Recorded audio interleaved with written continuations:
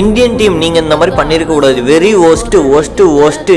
என்னாச்சுன்னா friends, India versus Pakistan match வந்து நேற்று வந்து நடந்துச்சு. அந்த போட்டியில் வந்து இந்தியனை வந்து அபரமாக வந்து வின் பண்ணிட்டாங்க. அது ஒரு பக்கம் இருக்கட்டும். இந்தியா பாகிஸ்தான் மேட்ச் தான், பெரிய ரைவல்ரி தான், பிக்கஸ்ட் ரைவல்ரி தான், பரம எதிரி தான், இதெல்லாம் ஓகே.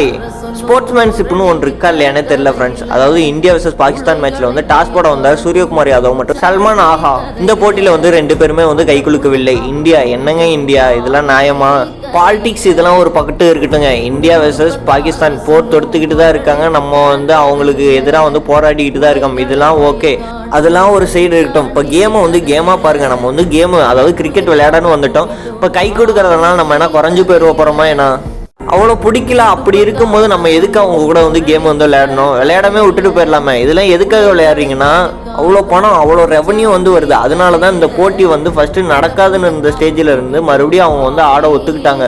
பிசிசிஐ வந்து இந்த போட்டியை வந்து நடத்துறதுக்கு வந்து ரொம்பவே ஆர்வமாக இருந்தாங்க. அதுக்கு காரணம் என்னன்னா, அவ்வளோ வியூவர்ஸ் வந்து இருக்காங்க. இதுக்கு முன்னாடி மேட்ச்லாம் எடுத்துக்கிட்டோம்னா ஹாட் ஸ்டாரில் பார்க்கும்போது 10 கோடி பேர் வந்து பார்ப்பாங்க. ஆனால் இந்த மேட்ச்சில் வந்து 50 கோடி பேர் வந்து பார்த்தாங்க. இதெல்லாம் ஓகேங்க. ஒரு ஹேண்ட்ஷேக் பண்ணுறதுனால நம்ம ஒன்றும் அவ்வளோ பெருசாகவும் ஆயிர போகிறல, அவ்வளோ கீழவும் போயிட போகிறல. எல்லாரையும் மதிக்க வந்து கற்றுக்குவோம். கேமை வந்து கேமாக பார்ப்போம். ஏன்னா அவங்களும் மனுஷங்க தான். கை குலுக்கறதுனால எதுவும் ஆயிர போகுது இல்லை. நீங்கள் வந்து என்னோட கருத்துக்கு வந்து அக்ரி பண்ணுறீங்களா இல்லை டிஸ்அக்ரி பண்ணுறீங்களா? உங்களோட கமெண்ட்டை வந்து கமெண்ட் பண்ணிட்டு போங்க. நான் வந்து அதுக்கு வந்து ரிப்ளை பண்ணுறேன்.